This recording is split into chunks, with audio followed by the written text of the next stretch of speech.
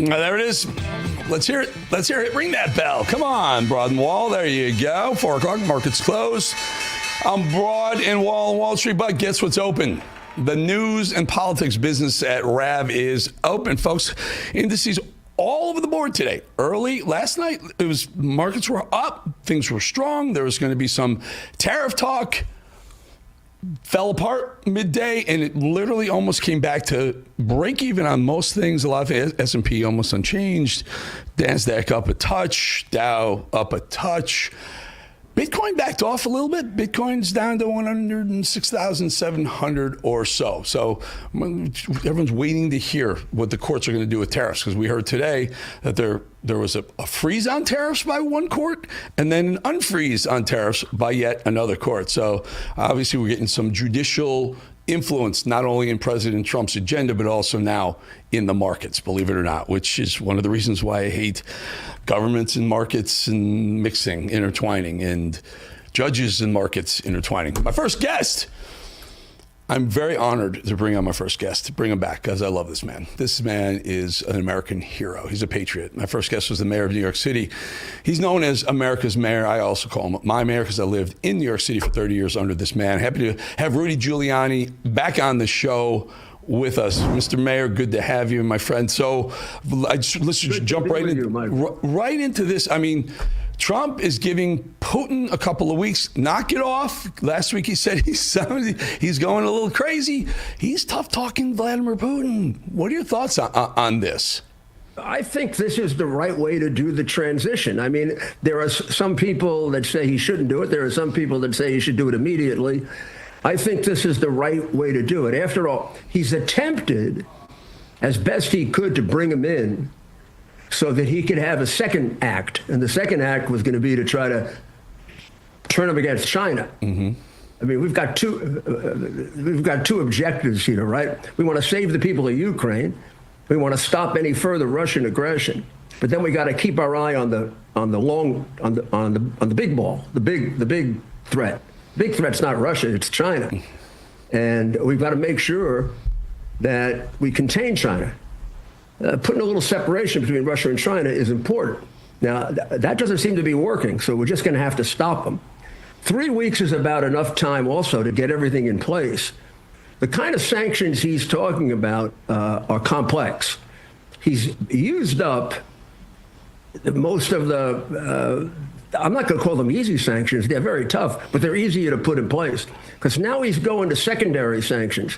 That means he's sanctioning other countries. So that if Russia tries to offload its goods, right, to, let's say Brazil, okay? Then we put a tariff on Brazil, or we stop Brazil from trading. Now that's the whole world you got to hit. Mm-hmm. And that's the way to crush them. We do that, we crush them. We do that, more than likely China pulls out. China's been pulling out already. Something like that means he's not getting any more money from China. Yeah, Mr. Mayor, so here's it. Well, let's take a listen to how Trump frames this. Take a listen. I'll give you an update. I'm not happy with what Putin's doing. He's killing a lot of people, and I don't know what the hell happened to Putin. I've known him a long time, always gotten along with him. But he's sending rockets into cities and killing people, and I don't like it at all, okay? We're in the middle of talking, and he's shooting rockets into Kiev and other cities. I don't like it at all. Mr. President, what do you want to do about that? I'm surprised. I'm very surprised. We'll see what we're going to do. What am I going to tell you? You're the fake news, aren't you? You're totally fake. All right, any other questions?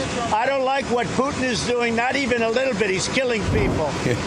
He's hilarious. I can tell you the fake news. I'm going to tell you. He's not wrong. But here's a question. You know these players. You know, you've been around Trump and you've been around these global leaders. I don't know if you know Putin or not, but Putin seems to talk nice when he's talking to Trump.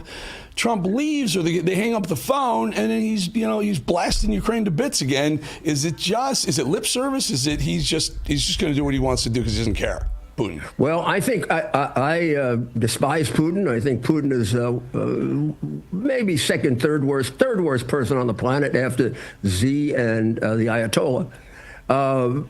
However, better than the two of them, he is negotiable, and he's careful. He didn't go into Afghanistan without pushing Biden so hard that he had Biden on his knees saying, no weapon, no boots on the ground, no boots on the ground. A small invasion's okay. When he heard that, he knew he was 99% sure of no problems. He doesn't like 90% possibility of problems. He will note the change in attitude. That was a very different Donald Trump talking to him. Donald Trump was talking to him before to see if he could negotiate a two-part deal. Donald Trump now just sent him a message. That's over. Now we're going to end this one, Vladimir, and I'm run out of patience. And if you don't take it seriously, well, your country, he said we'll crush Russia. Now, he doesn't mean we're going to attack him. We can crush Russia economically. We ultimately could crush China, but we kind of crush ourselves when we crush China. When we crush Russia, we do no damage to ourselves. It's I don't know, I think the kids would call it a freebie. Those secondary tariffs, he'll evade a few of them, but he's got to evade a lot more than a few of them to keep that economy going and fund that war. And he does not want a Russia where the people are starving again. That's how his predecessors got thrown out. Yeah, and you know what he could do, what Trump could do, is he could declare the Bank of Russia. No one can trade with the Bank of Russia. No one can do business with the Bank of Russia. That would be a clamp around Russia's throat right now. And I'm not suggesting we do any of these things. You know me, Mr. Mayor, for 40 years, just stay out of these conflicts that aren't ours. Ukraine's not our war. It's not our war. One of the other ones, I'd like you to weigh in on this. One of the other ones, Israel and Hamas, Iran. So Trump is negotiating to try and tamp down Iranian nuclear capabilities, right? Right. Netanyahu says we're planning on wiping out Iranian nuclear capabilities. And Trump says to Israel, he says, slow down, let me do this, let me handle this. Our good friend Mark Levin, one of the most conservative people on the planet, my very, very close friend, and mine too. He's ticked off. He's mad at the Trump administration for not paving the way for Israel to wipe out Iranian nuclear capabilities, which they've done in the past. In the 80s, they did it once before. Your thoughts on how does this play out, especially with conservatives and Jewish conservatives? I listened to Mark very carefully, and I agree with him. I disagree with his heavy emotion about it. And here's the way I look at it. The game's not over yet. And it is a game of trying to get the best possible solution. I believe inevitably the outcome is we're going to have to bomb Iran. I don't see Iran agreeing to a credible destruction of all uranium capability. And either Israel on its own, with some help from us, or Israel with a lot of help from us, is going to have to take out their nuclear capacity. And I think Trump almost signaled that when he made a statement that, yes, he admitted that he told Bibi to slow down, we don't want to do it. And then he said, a little parenthetical at the end, well, not yet. Well, that tells me everything I have to know. He hasn't ruled it out. I mean, if Iran were to say to him, you can come in with Israel, we'll secure the places, you can take out every one of the facilities, and you can come in every month and make sure we're not enriching uranium. He might take that. The caveat would be, if you don't let us in 1 month, we bomb you. Yeah, but you remember they did this in the 85 or so. They cut the same deal. They said we'll let you in, and for a few months they did. They let them in, and all of a sudden the site was moving, and they didn't tell us. They didn't tell any of the world. There was an international group of inspectors who were inspecting Iranian nuclear capabilities, and then Israel had to take matters into their own hands because they were cheating. Yeah, you're right, except for the fact I added something to it that is would be very tough for them to agree with. They would have to originally allow us to come in to their sovereign territory and destroy what we know to be their nuclear facilities. In other words, it would be a consented to bombing. Now, the benefit of that to them is they could assure that no civilians got killed. But we would do the bombing. We would make sure they were gone. And then the question is, what kind of protocol do you have to make sure they don't go back and do it? Here, if you've done that, you have at a minimum set them back 12, 15 years. And economically, they couldn't possibly sustain doing it again. Their country is starving.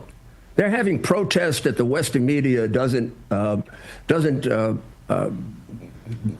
to feature, where people are walking around calling for the overthrow of the Ayatollah. Mm-hmm. So what I suggested, I don't think they'll allow, which is why I'll give you a 70% prediction that sometime this summer we're going to be taking out all their facilities. When you say we, it's just going to, and he's letting it work its way. Let's clarify. When you say we, you mean Israel is the lead on it. We're support. Yeah, very quick. I got to jump. Yeah. 100%, of course. Yeah. It would be silly for us to say Israel is not doing this all by itself. Yep. Netanyahu is smart enough to know he doesn't have to have anybody else. England, France, all those sissies can go crazy. Yep. If he's got Trump, he can do this, and it'll work. And I believe the Ayatollah will be gone too. Now, I have another suggestion. Mm. I think that would affect Putin. I mean, if I were there, my advice would be... Break up that axis of evil. The new axis of evil is Russia, China, and Iran. And when you see somebody bombing, you look at him very differently than when he's just telling you we may do something. Right. Mr. Mayor, my mayor. By the way, Mayor Rudy Giuliani, you look wonderful. You look terrific. I hope you feel as good as you look. You're great. I do. All right, great. Good seeing you, Mr. Mayor. We'll talk to you again very, very soon. All right, Eric. All right. Thank you very much. You do a great job, always. Thank you, sir. All right, folks, this July, it's big. We're not kidding around here. There's a global summit, BRICS nations in Rio de Janeiro. We're talking about this block of emerging superpowers. Brazil, China, Russia, India, and Iran, they're involved. They're all meeting with one goal in mind, displacing the U.S. dollar as a global currency. They're calling it the Rio Reset. These BRICS nations push forward with their plans. Global demand for the U.S. dollar will decrease, bringing the value of our dollars in your savings, in your wallet, everywhere in your assets will go down. While the transition may not happen overnight, the Rio Reset in July marks a pivotal moment when BRICS objectives move from theoretical possibilities towards inevitable reality. Learn if diversifying your savings into gold is right for you. Birch Gold Group can help you move your hard-earned savings into a tax-sheltered IRA in precious metals. Claim your free info kit on gold by texting America to 989898. With an A+ rating with a Better Business Bureau and tens of thousands of happy customers, let Birch Gold arm you with the free, no-obligation info kit on owning gold before July and the Rio Reset. Text the word America to 989898 today. Very quickly before we go to break, I got a podcast. You guys are subscribing like crazy. Love it. It's always free. Just hit the subscribe button over there on any one of those platforms below that, I don't know, average-looking guy right there with his name next to it. We'll be back in 2.5 minutes.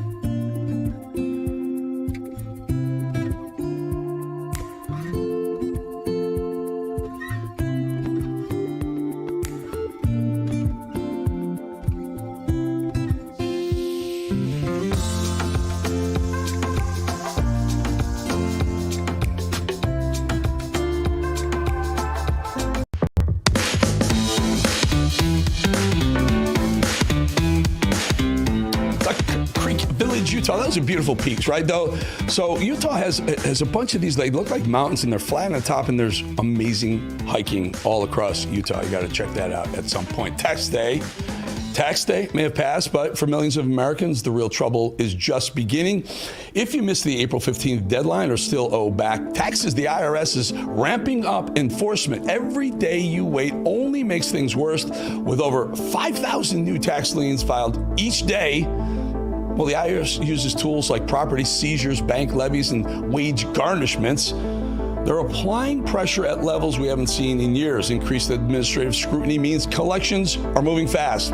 But there's some good news, a silver lining, so to speak. There's still time for Tax Network USA to help. Self-employed or a business owner, doesn't matter. Even if your books are cooked, they're a mess, they've got you covered. Tax Network USA specializes in cleaning up financial chaos and getting you back on track fast, even after the deadline. It's not too late to regain your control. Your consultation will be completely free. Acting now could stop penalties, threatening letters, even surprise levies on your bank accounts before they escalate. Call 1-800-905-8000, 1-800-905-8000, or visit tnusa.com/RAV. You might have missed April 15th deadline, but you haven't run out of options. Let Tax Network USA help before the IRS makes a move on you. All right, our next guest is our RAV. Call him Rav, roving border reporter. How's that? He's in Tijuana right now, Tijuana, Mexico, with some chilling updates on the spike in cartel violence. You're not going to believe this, folks. Listen to what he is bringing to us. Always happy to bring on Oscar El Blue Ramirez. Thank you for joining us, Oscar. So a couple things, couple pieces of tape you brought us. So I'm sitting in the car waiting to come over, and like Oscar's got some tape of some cartel guys offloading a body in a refrigerator. Tell us about it, and we're going to roll the tape while you tell us, Oscar.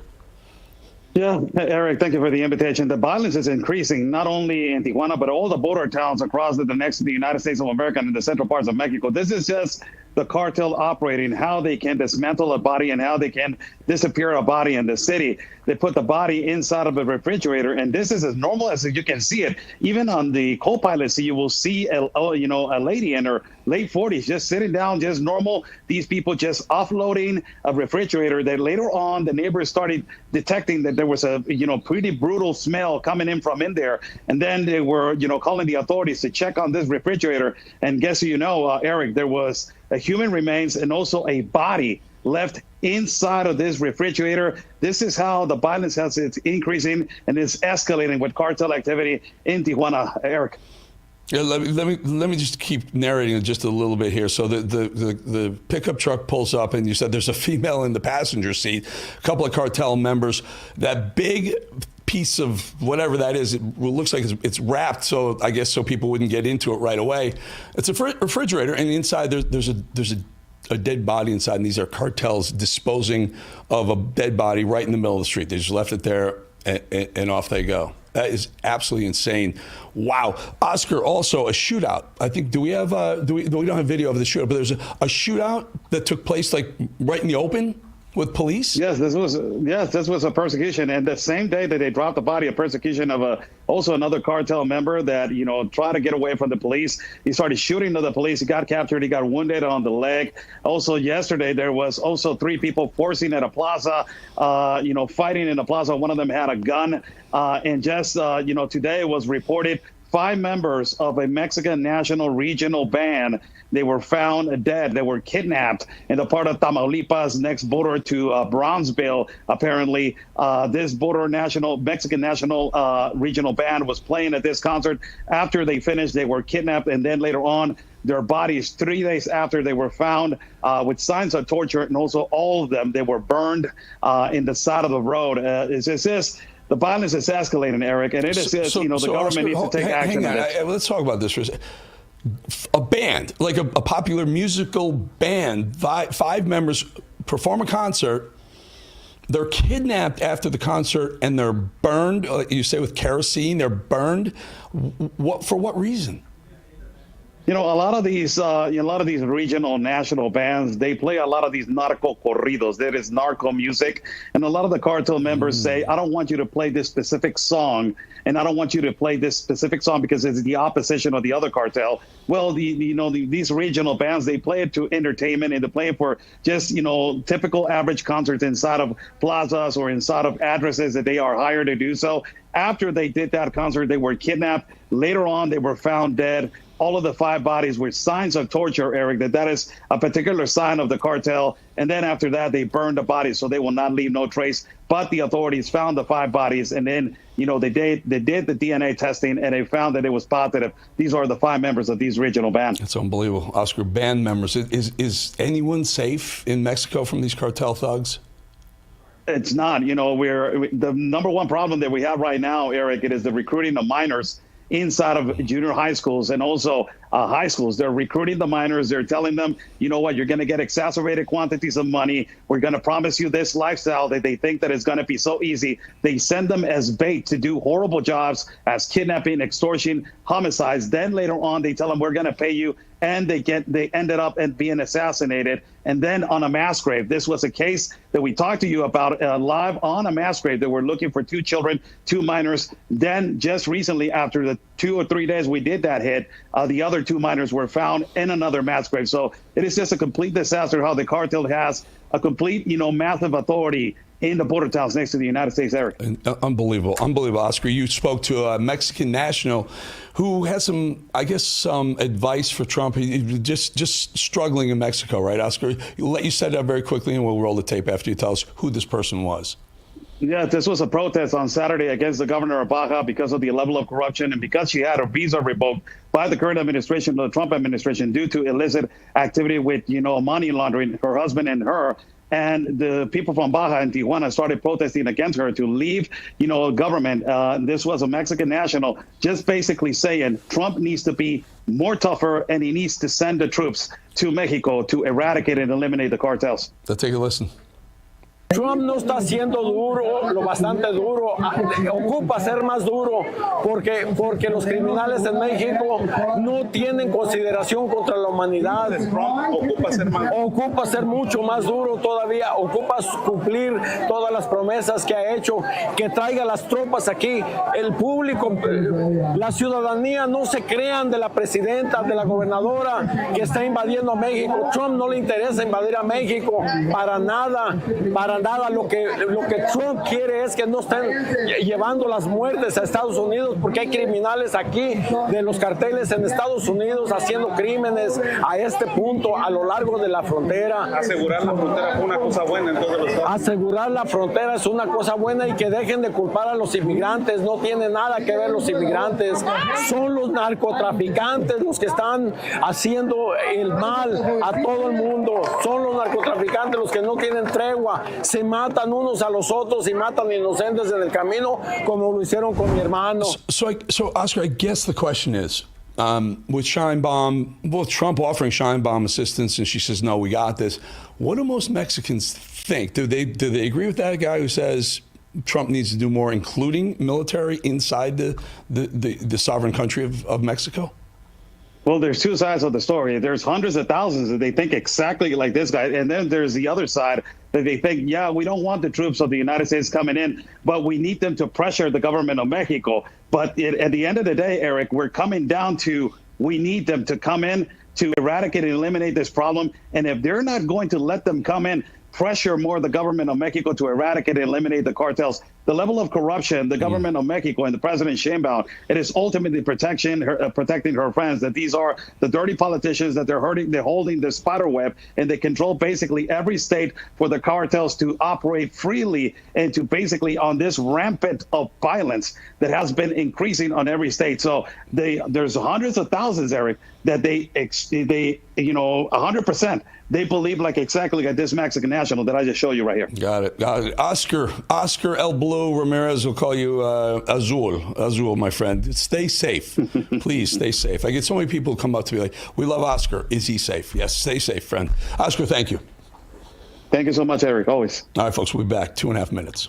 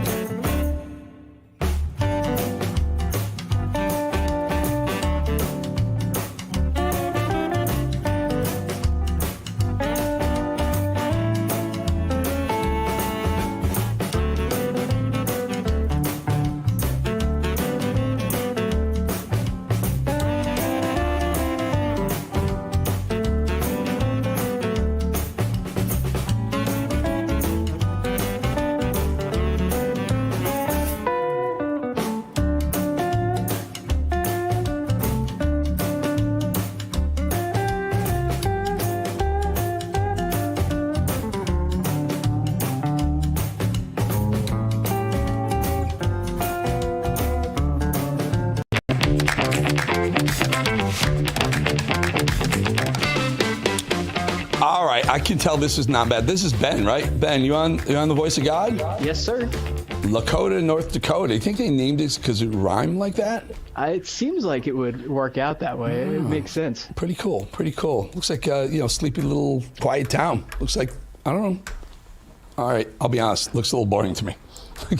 Probably not much to do out there. Democrats have a problem with young men, but I can't for the life of me think of why. Can you imagine that? Could it be because they can't define what a woman is? Is it because they insist that men can have periods and be pregnant? Maybe. Or is it because, I don't know, they've completely abandoned men in their cloud of socialism and Trump derangement syndrome? Or maybe because so-called men like that guy right there. I think that's Harry. That was Harry Sisson. Yeah. And how about this guy over here? David Hogg and Harry Sisson. Is that, or Kransenstein? Those guys. That's Hogg right there. Also, the so-called faces and voices of the party. Democrats have 99 problems, and young men hating them is just one. And wait until you see their supposed solution. Wait until you hear why they think their party's not resonating with Democrats, and young men young men prefer the Republican Party. Listen. The reason why Republican messaging resonates with men is because men want bad things, right? It's like men want to have sex and like own women, right? Like they want to dominate everybody. And Republicans say, you get to do that. And then Democrats can't say that. So we just lost men. It's over, right? Like, what are you talking about? Like a lot of times it will be men that are liberals who will like agree with that. I'm like, dude, what is going on? Like there's a lot of men that don't think that way, obviously. And it's just such a negative view to take on like half of the human race. I don't know. Maybe men don't like tampons in their bathrooms. I'm call me crazy. And they wonder why that party is so hated. Republican men condone owning women. Dude, what the hell are you talking about? Utter BS. That guy is peddling. By the way, looks like a child. Exhibit A, President Trump has appointed more women to his cabinet than any other Republican president in history. But please continue telling your lies, dude. By the way, who's he talking to? That's none other than left-wing Democrat activist Olivia Giuliani. This is the person the Democrats believe will help them solve the problem of losing young men in their party. Good luck with that, by the way, because, well, I can't do it justice. You just have to hear it for yourself. I spent a lot of time on college campuses, and I spent a lot of time with young men. I love young men. I love frat guys. Oh. Okay, had to stop it right there just for a moment. Is there anything more cringeworthy than this conversation so far? Are they really confused as to why they're losing the battle for young men's hearts and minds and votes? I love young men, she says, actually a perfect representative for the party of groomers. But wait, there's more, because Olivia thinks she's reached a breakthrough. I realized, like, even the ones that identify as conservative are almost always pro-choice. They're almost always pro-gay marriage. You'd be surprised at the number of them who supported Black Lives Matter. And so I feel like people just kind of lump them into this box when the truth is, again, a lot of them are with us on the issues. They're just not part of our coalition because they feel like they're not welcomed in. Okay, so let me get this straight. Pardon that pun. So you're telling me that this shiny beacon who's going to bring young men back to the Democrats thinks that young conservative men are with them on the issues with Democrats. On what planet are you? And what are you smoking, lady? I think you're a lady. But wait, folks, because Chuck Todd is here to help clear up any further confusion. And now you're like, oh, we've got a problem. Well, you spent 15 years essentially ignoring that vote. And in fact, not only ignoring it, interest groups going out of their way to marginalize that demographic group. And then you're shocked when that demographic group doesn't think the Democratic Party wants them to be members. Well, yes, Chucky, that's part of it, but maybe it's things like this. Here's living, breathing proof of how Democrats have totally lost the plot. Back in October, just before the 2024 presidential election, Democrats thought this right here was a good idea. I'm a man. I'm a man. I'm a man, man. And I'm man enough. I'm man enough to enjoy a barrel-proof bourbon. Neat. Man enough to cook my steak rare. Man enough to deadlift 500, then braid the out of my daughter's hair. You think I'm afraid to rebuild a carburetor? I eat carburetors for breakfast. I ain't afraid of bears. That's what bear hugs are for. And I'll tell you another thing I sure as shit am not afraid of. Women. I'm not afraid of women. I'm not afraid of women. They want to control their bodies? I say go for it. They want to use IVF to start a family?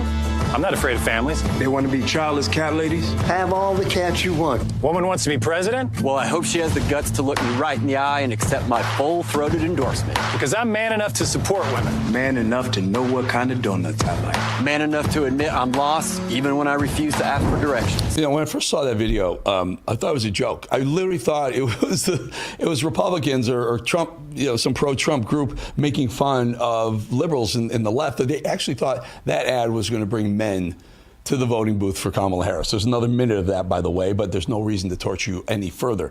Looks like a really bad Saturday Night Live skit, by the way, which brings me to this moment, since we're talking about why the Democrats are rock bottom right now. Brought this up on yesterday's show, but now I just thought to dig in a little bit more here. This broke yesterday, a video in which David Hogg, the DNC vice chair, they're trying to bounce him, but so far he's still the DNC vice chair, who's ticked off the very top brass of his party by insulting them and suggesting they all should be primaried, admits that Jill Biden's chief of staff was the one who's actually running the White House for the last 2 years. Let's play that soundbite again. This was released by Project Veritas as an undercover meeting with DNC leader David Hogg. Foundational question for me is, like, how corrupt is the DNC if so many people knew, or few people knew about Biden, well, the president of the United States? I mean, I think the fact of the matter is the DNC is always going to be like a campaign arm of the president, ultimately. The bigger issue was like the inner circle that was around Biden. That's it. And I can't stress to you enough. Like Joe Biden's chief of staff, like, had an enormous amount of power. Joe Biden? Joe Biden's chief of staff. That was like an open secret at the left. Like, I would avoid him. Like, he was scary. What was his name? Anthony. I've never seen him. Exactly. What do you mean? He's just like a shadowy, like Wizard of Oz type figure. That's what made him so like. I knew how he looked, but I'm like the general public wouldn't know how this man looked. But he wielded an enormous amount of power, and I can't stress to you how much power he had in the White House. So David Hogg, who's overexerting power and has been admonished by his own party for being the young know-it-all little sniveling jackal, is suddenly dishing out secrets. Interesting. Just a reminder that this kid graduated from Harvard. Yes, I said Harvard. No surprise there. One of the best at producing young angry Marxists, by the way. So he graduates in 2023. What does he know? Listen, there's no doubt that nefarious, treasonous things were going on at that Biden White House while he was out to lunch, so to speak. Weekend at Bernie's, drooling into his chocolate chip ice cream. We already know that everyone in proximity of Joe Biden was running things except one person, Joe Biden. But the point is this: David Hogg is the gift to the Republicans that keeps on giving. Only a party so lost, so out of touch, so clueless would pick someone like David Hogg as one of the so-called leaders of the party. Hogg was actually caught using DNC contact lists to blast out emails to raise money for David Hogg's own personal PAC. And pay himself, by the way, six-figure salaries. Hogg is a poster boy for the Democrat mantra: never let a good crisis go to waste.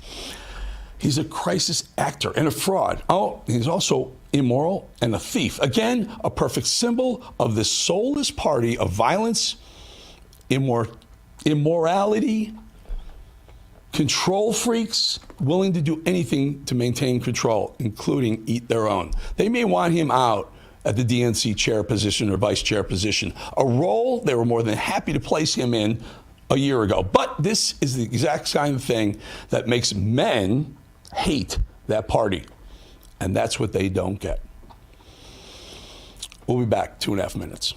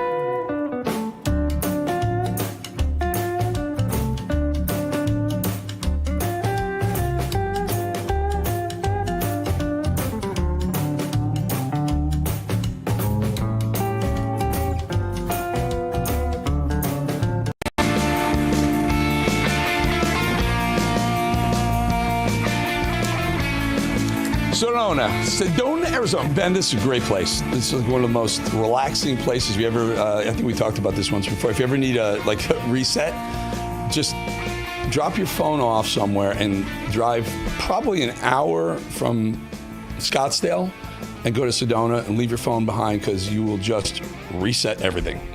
Just try it, Ben. You got it one of these days. Okay. I've been to Phoenix. Phoenix is nice. Yeah, Phoenix is nice. So is Sedona. By the way, it's a new day in America and a new administration in Washington, D.C. There's a lot of excitement and optimism about the future. But the reality is there's a lot of work to do, especially when it comes to fixing our severely broken healthcare system. The truth is that the forces that are responsible for breaking our healthcare system aren't going to simply go away. The challenges our system faces won't disappear overnight. Now more than ever, you need to be prepared. That's where the Wellness Company comes in. Their doctors are medical professionals that you can trust, and their line of prescription medical kits are the gold standard when it comes to keeping you safe and healthy, whether it's the medical emergency kit, the contagion kit, the first aid kit, or the travel kit. Again, these prescription drugs and the kits contain an assortment of life-saving medications and guidebooks, by the way, guidebooks that show you how to use them to assist in the proper use of the medications. From the flu to strep throat, from COVID to the bird flu, from a trip to the beach to a trip overseas, the Wellness Company has a prescription kit designed to keep you and your family safe. Make America Healthy Again starts right at home. Do your part. Protect the health of you and your family. Go to www.twc.health/voice today in order. That's twc.health/voice. Use that promo code VOICE and you save 10%.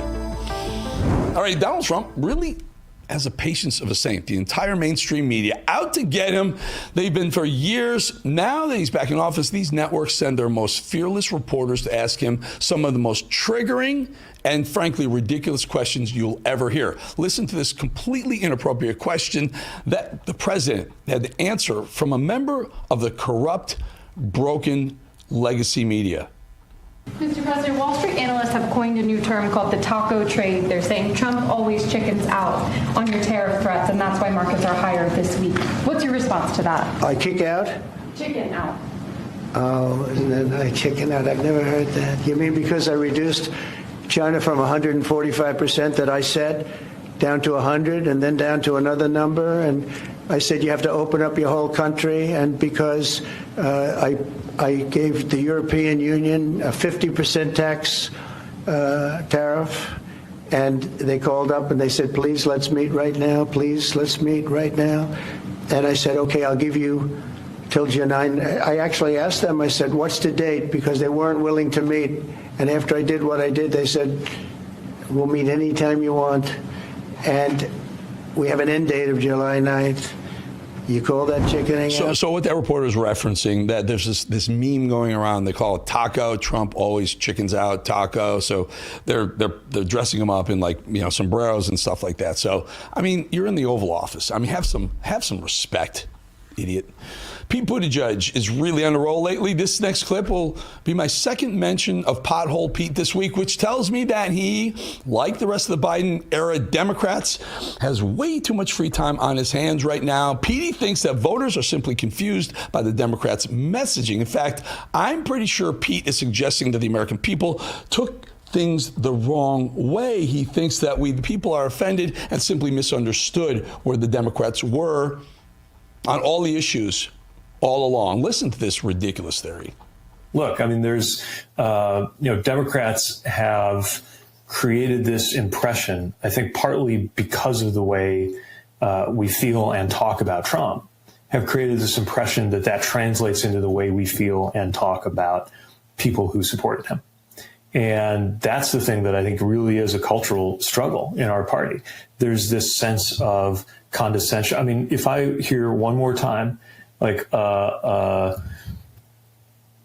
well-off liberal doctor or lawyer saying, that quote unquote, these folks are voting against their economic interests. I just wonder whether they ever contemplated the fact that somebody could turn around and say, so are you. Let's remind the folks that Pete Buttigieg was the one who called roads and bridges racist, the early times roads and bridges, because he said that bridges were built low so that buses who usually transported minorities because they couldn't afford their own cars would be in buses, couldn't get through the bridge. So he said they were built purposely low for that reason. That guy is, by the way, I've said it, I'll say it every time we roll a soundbite, he's going to run for president. He's already running for president, as we see, and he has a very good chance to being the Democrat nominee for president in 2028. Congressman Ro Khanna just dropped one of the worst Kamala Harris takes yet. He thinks, or at least wants us to think, that the American people connected with our former VP culturally. Listen. For whatever you say about her, did connect with people culturally. There was the Brett Summer. There were all these people putting up the coconut memes. I think the problem with the party is that we didn't have a clear economic vision for working class Americans. Mm-hmm. No one connected with her. No one voted for her the first time when she actually ran for president in 2020. And then no one voted for her. No one came out to vote for her, even though she raised $1 billion. You know who connected with her? Hollywood connected with her. And the billionaire class connected with her. And they funded her campaign to the tune of $1.5 billion in a couple of weeks. They connected with Kamala Harris. None of us did. Trump proved it. Won the popular vote, won a massive win of electoral college votes. No one connected with Kamala Harris. Nice try, Ro Khanna. Before I go any further, Gavin Newsom just dropped one of the worst TikToks that you will ever see. The governor's latest attempt at looking cool is truly a new low for that guy. I'm sorry in advance, but I had to watch it, so therefore, so do you. I'm so fresh, man. Man, y'all scared to do it how I do it.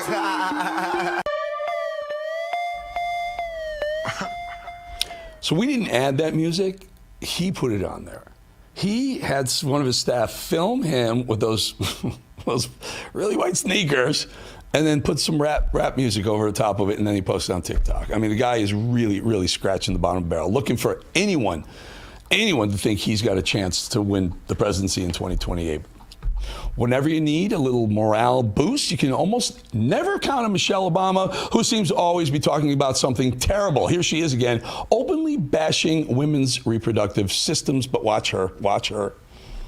Because so many men have no idea about what women go through, right? We haven't been researched, we haven't been considered, and it affects the way a lot of male lawmakers, a lot of male politicians, a lot of male religious leaders think about the issue of choice as if it's just about the fetus, the baby, but women's reproductive health is about our life.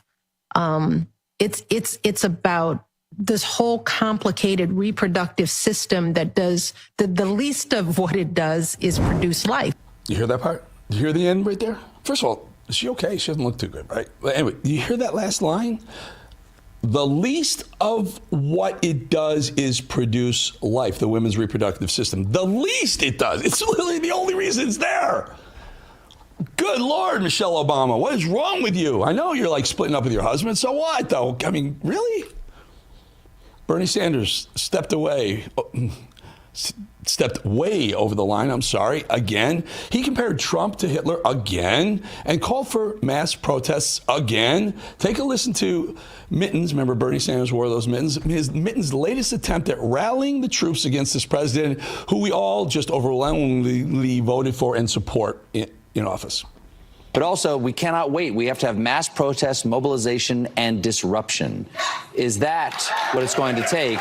Because, again, there's 520 more days. We've got 5 more of what we just went through before even we get to cast a single vote. Look, we have got to use, the answer is yes, and we have got to use all of the tools that we can in Congress and out on the streets. The truth of the matter is, I don't care if you are a conservative Republican or a progressive as I am. You do not believe, I mean, you just stop and think about it. Think about the men and women who fought and died against Hitler, fought and died against fascism, fought and died to defend American Can't even listen to this democracy. guy. Millionaires and billionaires. Millionaires and billionaires. Awful guy. Just stop comparing Trump to Hitler. It's really getting old, isn't it? Hey, before we go to break, I just want to remind you the podcast. We do it every day. You just got to subscribe. Hit that. We're blowing up. Subscribers are coming on. It's free. It's always going to be free. Just hit one of those places, subscribe, and we're covering a bunch of stuff over there. A bunch of stuff that we can't necessarily cover here. We'll be back in 2.5 minutes, and I hear Mr. Steve Bannon. Do I see him? I think I see Mr. Steve Bannon getting ready to come on. We'll be back.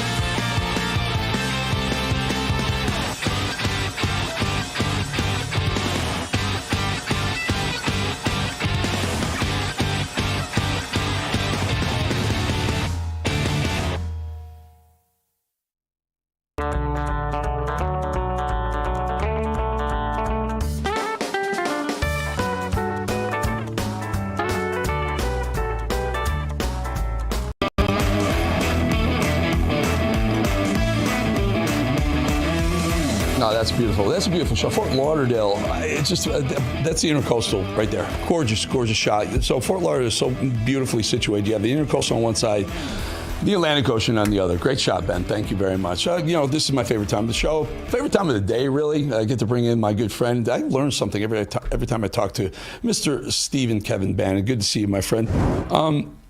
Hey, Eric, how you doing today, man? I'm doing well, and good to see you. You're back in the home base, home studio. You're looking good, my friend.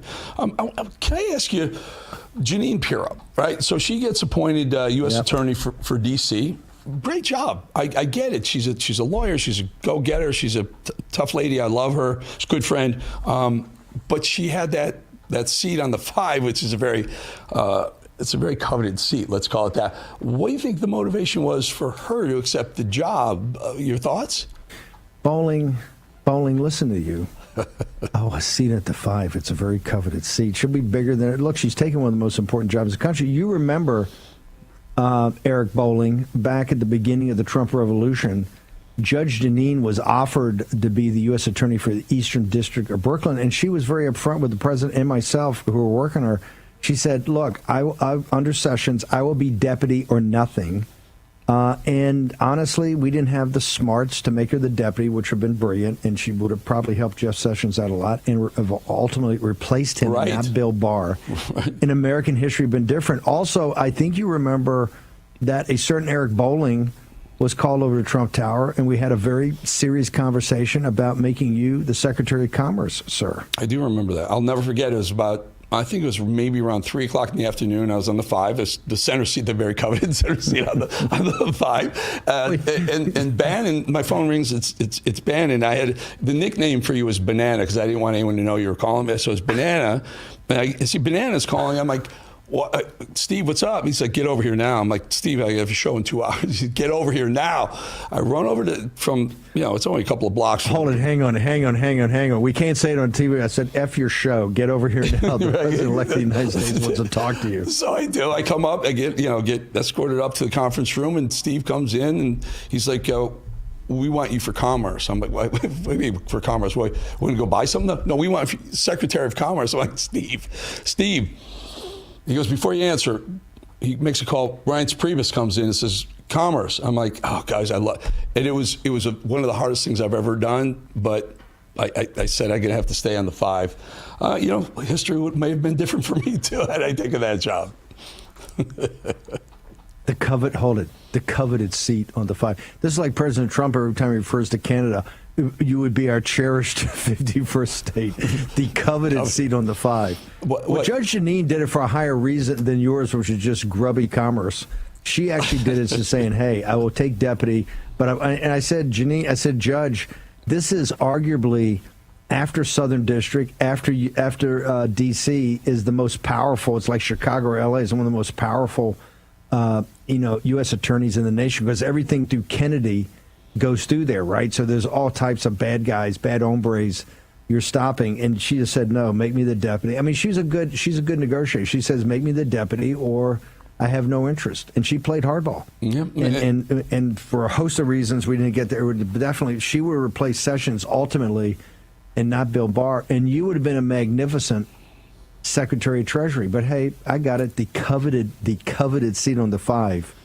Was a higher priority. I tell you, I would have been the Secretary of Commerce that didn't want tariffs. That would have been I probably wouldn't have lasted too long. That was a small technicality.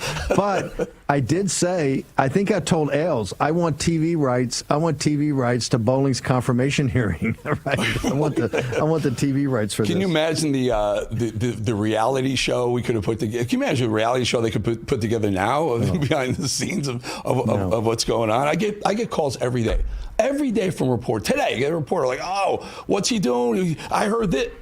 They can't get enough of him. There is so much palace intrigue. It's more than what was Camelot under Kennedy, right? Camelot in the first. Hold it. It's Camelot under first Trump. Although I will say, I think Susie and the team over there are doing a good job of suppressing whatever the palace intrigue is. Because folks, you got to understand, anytime you run that much power, there's always going to be palace intrigue. To downplay it, I think her staff is working very well together. Obviously, there's always going to be controversy. But given what the president's doing, Bolling, I mean, come on, man. He's stopping the kinetic part of the Third World War. He's deporting 13 million illegal alien invaders. He's got the courts throwing out his reorganizing of commercial trade and the stopping of the chemical warfare, the Chinese Communist Party and fentanyl, all of it. I just never seen these. It's 100. Before we go, because I'm going to lose you, because you're showing very quickly. So Mark Levin's angry with the administration's decision to ask Bibi Netanyahu to stand down on attacking Iranian nuclear facilities. What are your thoughts on that? I mean, he makes a fair point, no? What does he mean he makes a fair point? What's the fair point? Why not let Iran blow Iran? I mean, why not let Israel blow Iran to smithereens, or at least the nuclear facilities? Because it's gonna drag us into a regional war. We just got out of 20 years of it. It can't happen. And I got to tell you, I'm the biggest supporter of Israel, but I tell all the guys, including people very close to Mark, that hey, if they go it alone, it's the end of the American relationship with Israel. It's just the end of it. You can't, because we're so tied to them. Because it's not just blowing the nuclear thing. First off, we haven't done anything really on putting economic pressure on them. The president's got a whole toolbox he can use. President Trump is adamant about this. And listen, he's trying to make sure, what he's trying to do is make sure we don't exacerbate the Third World War right now, the kinetic part, all the way from Kursk through Kiev, that whole arc of instability. The president, it's on his shoulders. He's got Witkoff as lead negotiator, but he's got a lot of people working on this. It's just, and Kristi Noem, she didn't go over there to talk about the two young people who were assassinated. As horrible as that was, she didn't need to go there. She went over to deliver a message, and that message is pretty blunt to Bibi. And Bibi's got to learn how to read the room, because there's just no support of that whatsoever. The polling is horrible. And under 35, it's 100-0. So and we haven't put any economic pressure on them.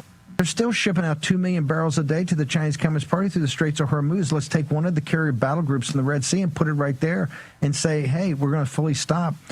President Trump had them to their knees. See, folks, economically. This is Steve Bannon's economic pressure. Put a couple of carrier battle groups, put some aircraft carriers and some support support ships and I tell Levin, you never know. Hold it. I tell my word to Levin is, hey, you never know what's going to happen. You do a full naval blockade on their oil. You never know where that's going to play out. Yep. Right? Yep. We have look. The mullahs. Okay, I 100% agree with Mark and the other guys. We have Rabbi Walecki on here. So many of the guys who are closer in Israel that you can't have a verification program. The part of what Witkoff and those guys are talking about, because these mullahs are crazy. They're also totally dishonest, and their policy is against the United States. You have to have a program, I think, to take it apart brick by brick. But President Trump gets briefed on this every day. He's got a guy that's so close to him in Witkoff leading the negotiations, right, overall. I think you got to let him play his hand out. And he's also been adamant. This is not something he is kind of playing hide the football. He's up front. I want other alternatives and diplomatic and economic solutions to take care of the situation. I do not want the kinetic war that's already in Gaza, that's already in Kiev, that's now in Kursk and in Russian territory, all the way down to the tip of the Arabian Peninsula with the Houthis in the Red Sea, in Kashmir, that whole arc of instability. You light a match, that whole thing can go up. And you got guys with nuclear weapons all over the place there. This thing could get as ugly as you possibly can, and Trump is trying to be the peacemaker.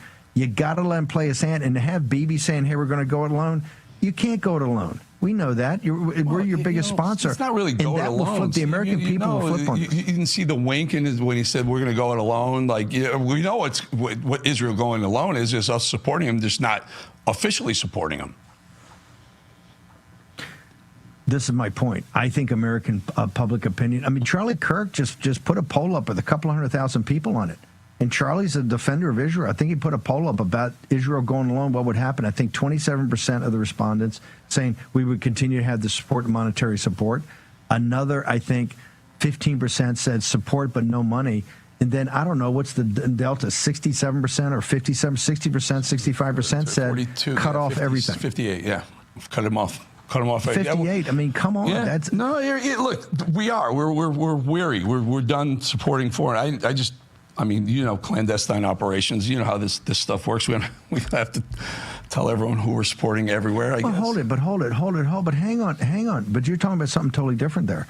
I'm talking about a military invasion, either backed by the United States with our support and/or Israel does alone, or an air bombing campaign, which they said, hey, they're on their back foot now. That versus economic warfare, paramilitary, espionage, like was it Stuxnet, all those types of things. That's a different deal. But I think a direct military involvement. The nation is tired. The nation has spent 20 years in Iraq and Afghanistan, and $9 trillion. 10,000 KIAs, 50,000 wounded. It's just not going to do it. There's just no support of that. In fact, there's anti-support in the polling on Israel. And I know from our audience, which are MAGA and used to be huge supporters of Israel, that support's dramatically dropped. You just got to take that into calculation. And I think President Trump is. And President Trump is not quiet about this. He's adamant about this. Bibi had 2 shots in the Oval Office. He came with the first time. If Trump wanted to talk, Bibi wanted to talk air assault into Persia. Trump wanted to talk about Trump Gaza, right? We're making it a beachfront property. And you remember, drop that bomb on Bibi. Bibi's sitting there with the big eyes, and he goes in the East Room, and Trump's holding a press conference about the new condos. And then the second time Bibi came over, remember, 4 weeks later to talk about the tariffs. That was also to talk about the bombing. President Trump dropped the bomb on him in the room that, hey, we're directly negotiating. We, the United States of America, are directly negotiating with the Persians, and we're doing it in Oman, and we're going to shift and do it in the Vatican. You got to read the room. The President of the United States, Israel's never had a bigger defender of Israel than Donald John Trump. They just haven't. And he's pretty adamant about this. And I think they ought to take something and say, hey, look, we're all in for you. We'll take your guidance on this. And now you're not seeing it. I would argue that Mike Waltz is not the national security, not the head of not NSA, not the national security advisor about this very topic, brother. Yeah, no, I agree with you. I agree with Mag. I agree with you. I know there's no way to trust whoever we're dealing with, whoever the Persians we're dealing with, whoever we're negotiating with in the Middle East. None of them can be trusted, including the Iranians. And at some point, it worked in the 80s. Terrible. Israel took care of business, and it bought them 40 more years of no nuclear proliferation out of Iran. Your show. Sorry. Hang on. I'm gonna get the rumor. Hang on. I'm gonna get the rumor mill going here because we know a lot of liberal journalists and producers on MSNBC watch the show. Howard Lutnick, I don't know if Howard over Commerce is hearing the footsteps, but you never know. It could be Eric Bolling, the new Secretary of Commerce. Eric Bolling. Hat tip to you, sir.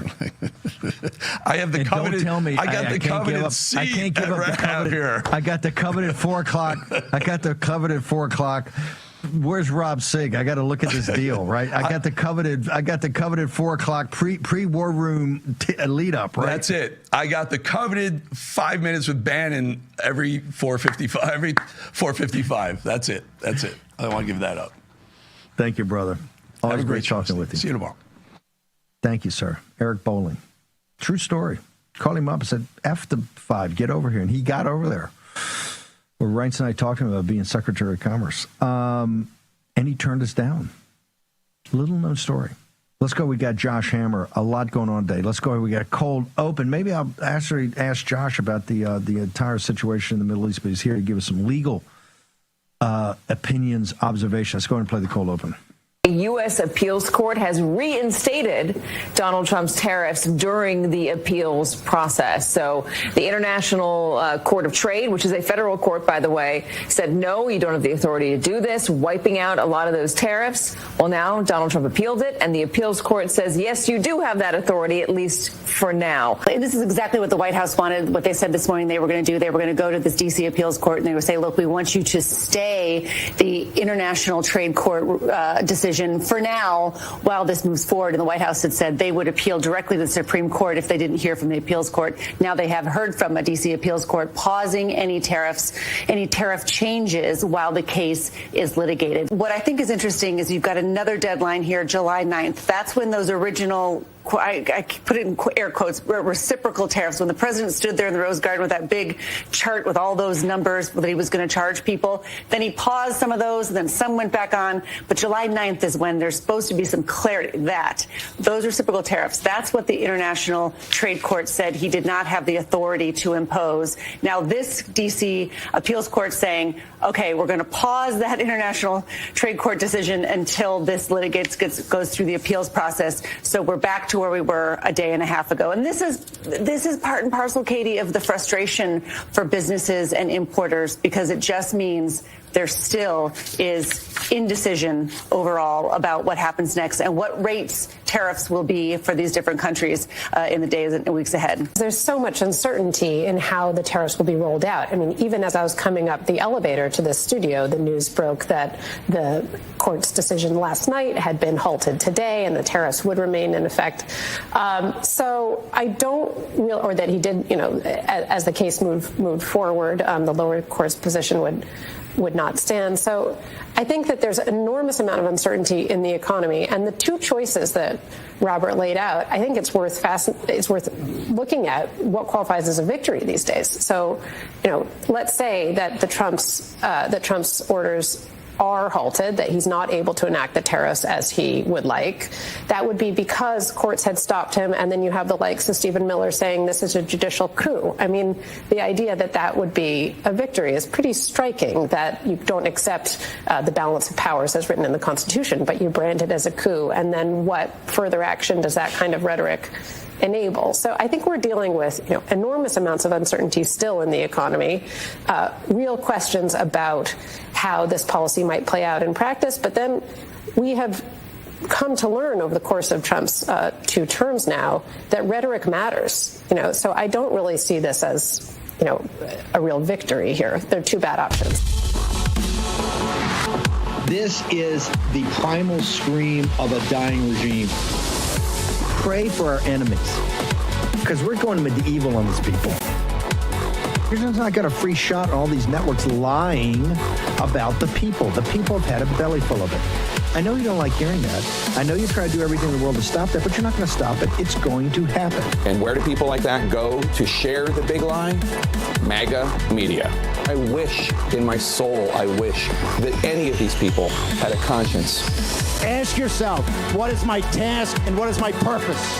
If that answer is to save my country, this country will be saved. War Room.